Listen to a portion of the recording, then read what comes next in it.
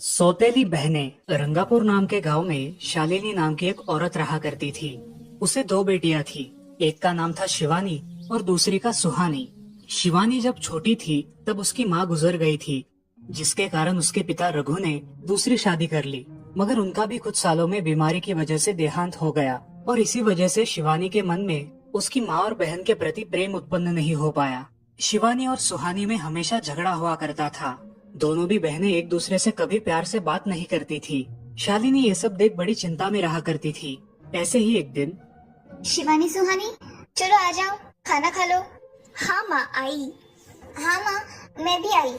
ऐसा कहकर दोनों बेटियां वहाँ आ जाती है और देखती है तो उनकी माँ ने उन दोनों के लिए गाजर का हलवा बनाया था। वो देख सुहानी और शिवानी बहुत खुश हो जाती है। माँ, तुमने ये हलवा मेरे लिए बनाया है? मुझे बहुत पसंद है। मुझे पता है कि मेरी दोनों बेटियों को हलवा कितना पसंद है, इसीलिए तो मैंने तुम दोनों के लिए हलवा बनाया है। और मेरे लिए माँ? अरे हाँ बेटी, मैंने तुम्हारे लिए भी बनाया है। चलो अब जल्दी से खा लो, तुम दोनों को कॉलेज भी तो जाना है ना। जी माँ, मैं ये कटोरी ले लूँ? मुझे जल्दी पहुँचना है कॉलेज में। हाँ ले लो। और सुहानी, तुम ये वाली कटोरी ले लो। जी माँ। दोनों भी हलवा खाती है और एक दूसरे की ओर बहुत गुस्से से देखकर वहाँ से चली जाती है। वो दोनों भी कॉलेज में एक साथ पढ़ा करती थी। फर्क सिर्फ इतना था कि शिवानी 3rd ईयर में थी और सुहानी 1st ईयर में। उन दोनों में 2 साल का अंतर था। फिर भी दोनों में हमेशा नोकझोंक हुआ करती थी, जैसे कि वो दोनों एक दूसरे के दुश्मन हो। ऐसे ही एक दिन दीदी, मेरी कॉलेज की ट्रिप जाने वाली है, तुम्हारी भी ट्रिप जाने वाली है क्या? हाँ, मेरी भी जाने वाली है, मगर मेरा जाने का मन नहीं है। क्यों दीदी? क्योंकि वहाँ पे तुम हो। मुझे भी कोई शौक नहीं है तुम्हारे साथ आने का, मैंने ऐसे ही पूछ लिया। मैं जा रही हूँ। शिवानी और सुहानी एक दूसरे की ओर मुंह फेरकर वहाँ से चली जाती है। अगले दिन दोनों भी कॉलेज में जाती है। तब उनके टीचर उनसे पूछते हैं, शिवानी, तुम कॉलेज की ट्रिप में आने वाली हो? जी सर, मैं आने वाली हूँ। ठीक है, मैं तुम्हारा नाम लिखवा देता हूँ। जी सर। ऐसा बोलकर टीचर ट्रिप के लिए जाने वाले विद्यार्थियों की लिस्ट बना लेते हैं। घर आकर शिवानी और सुहानी ये बातें अपनी माँ को बताती है। सुहानी, शिवानी, तुम दोनों ट्रिप के लिए जा रही हो, मगर वहाँ जाके झगड़ा मत करना, नहीं तो ट्रिप पे जाने की कोई जरूरत नहीं है। नहीं माँ, हम झगड़ा नहीं करेंगे। हाँ माँ, हम झगड़ा नहीं करेंगे। तो फिर ठीक है, तुम दोनों जाओ। ये लो ट्रिप के लिए पैसे, और बाकी के लिए तुम्हारे पास ही रखना। माँ, हम कल जाएंगे और 2 दिन के बाद वापस आएंगे। ठीक है, चलो अब सो जाते हैं, कल तुम दोनों को निकलना है। अब वो सब खाना खाकर सो जाती है। अगले ही दिन सुबह उठकर वो दोनों भी अपने अपने बस में बैठकर ट्रिप के लिए निकल जाती है और इधर शालिनी अपने काम में व्यस्त हो जाती है। ऐसे ही कुछ देर बाद शालिनी को शिवानी का फोन आता है। माँ, हम दोनों यहाँ ट्रिप की जगह पहुँच गए हैं। अच्छा बेटी, तुम दोनों ठीक हो ना? हाँ माँ, मैं रखती हूँ, हमें यहाँ अलग अलग स्पॉट देखने जाना है। ठीक है, और जब वक्त मिले तो फोन कर देना। हाँ माँ, अपना और सुहानी का ख्याल रखना। हाँ माँ। फोन रखने के बाद शिवानी और उसके क्लास के सारे दोस्त वहाँ की एक जगह देखने जाते हैं। सुहानी भी उसके क्लास के साथ एक दूसरी जगह देखने निकल जाती है। सारे बच्चे एक साथ घूमकर वापस आते हैं। शिवानी सुहानी को ढूंढती है, मगर सुहानी उसे कहीं दिखाई नहीं देती। इसीलिए शिवानी को बड़ी चिंता होने लगती है। अरे, ये सुहानी कहाँ रह गई? इसका तो कुछ भी पता नहीं, कहाँ ढूंढूं इसे?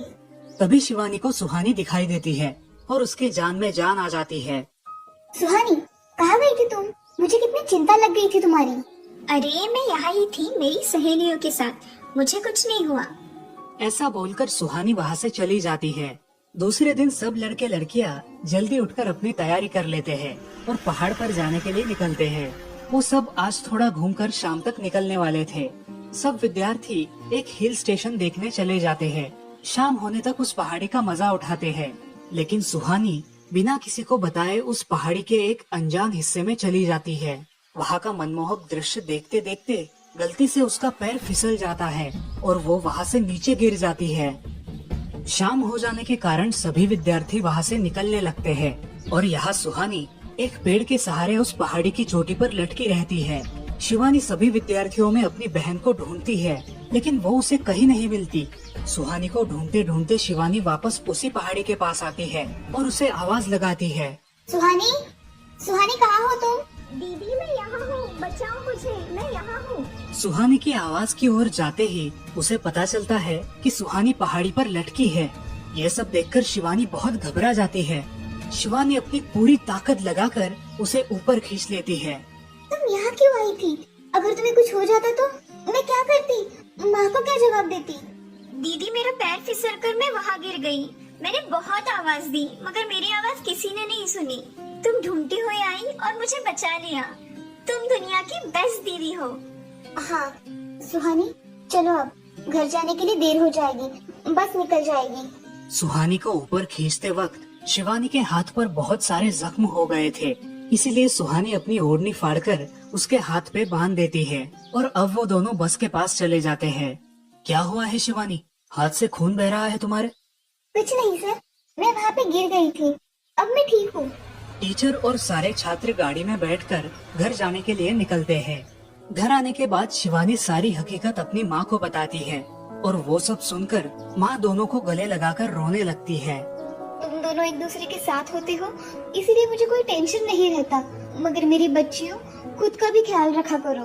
उस दिन के बाद दोनों सौतेली बहनों ने अपने बीच की सब नोकझोंक बंद कर दी और हंसी खुशी सगी बहनों की तरह रहने लगी। दोस्तों, इस कहानी से हमें ये सीख मिलती है कि हम सबको एक दूसरे के प्रति द्वेष की भावनाएं छोड़कर प्यार से रहना चाहिए। चंदनपुर नाम के गांव में चंपा नाम की एक औरत रहती थी। पति, 2 बच्चे और एक बेटी, ऐसा उनका पूरा परिवार था। उसका पति श्रीधर पोस्ट ऑफिस में जॉब करता था। उसके कमाई से ही घर चलता था। चंपा ने अपने घर के सामने एक छोटी सी दुकान खोल के रखी थी। उससे उसे जो भी मुनाफा होता वो अपनी बेटी की शादी के लिए जमा करके रखती। ऐसे ही बहुत दिन बीत जाते हैं। अब बच्चे भी बड़े हो जाते हैं। बड़ा बेटा अशोक डॉक्टर और छोटा बेटा रवि वकील बन जाता है और दोनों अपनी ट्रेनिंग पूरी करने लगते हैं। एक दिन उनकी बहन ज्योति के लिए एक अच्छा रिश्ता आता है और ज्योति की शादी पड़ोस के गांव के सरपंच जी के बेटे से हो जाती है। ज्योति बहुत ही कामचोर और गुस्सा करने वाली होती है। इसी कारण उसके ससुराल से उसे निकाल दिया जाता है। वो अपने पति को लेकर अपने मायके रहने आती है।